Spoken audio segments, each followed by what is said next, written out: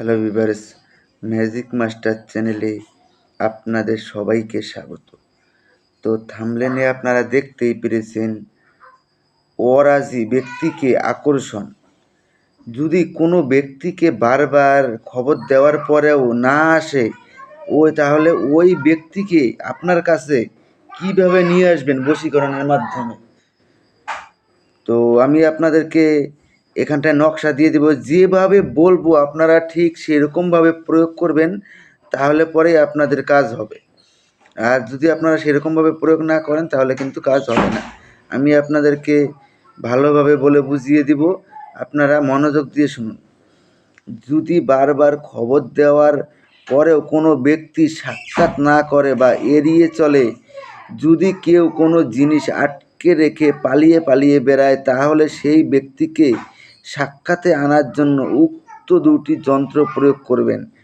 সাধারণ কালি কলম দ্বারা কাঠের তক্তার ওপরে যন্ত্র দুটি লিখে কোনো কাঠের আসনে রেখে ধূপ দ্বীপ পুষ্প দ্বারা পূজা করবেন। উভয় যন্ত্রের মধ্যে উদ্দিষ্ট ব্যক্তির নাম অবশ্যই লিখবেন। পরে যন্ত্রটিকে মাটিতে পুঁতে দিবেন। 24 ঘন্টার মধ্যে নির্দিষ্ট ব্যক্তি আপনার সঙ্গে সাক্ষাৎ করবে। তো এখানটায় আমি আপনাদেরকে ঠিক যেইভাবে বললাম, ঠিক সেরকমভাবেই কিন্তু প্রয়োগ করতে হবে। আর যদি আপনারা এরকমভাবে প্রয়োগ না করেন তাহলে কিন্তু কোনো কাজ হবে না। আর আরেকটা কথা বলবো আমি আপনাদেরকে, অনেক ভাই বোনেরা আপনারা অনেক তান্ত্রিক কবিরাজকে টাকা পয়সা দেন, দিয়ে কাজ করানোর জন্য টাকা পয়সা দেন, কিন্তু কোনো কাজ হয় না। আমি আপনাদেরকে বলবো যে কোনো তান্ত্রিক কবিরাজকে টাকা পয়সা দিতে যাবেন না। কেননা ওরা টাকা নিয়ে কী করে, ওরা আপনাদের কাজই করে না, তো আপনাদের কাজ হবে কি করে?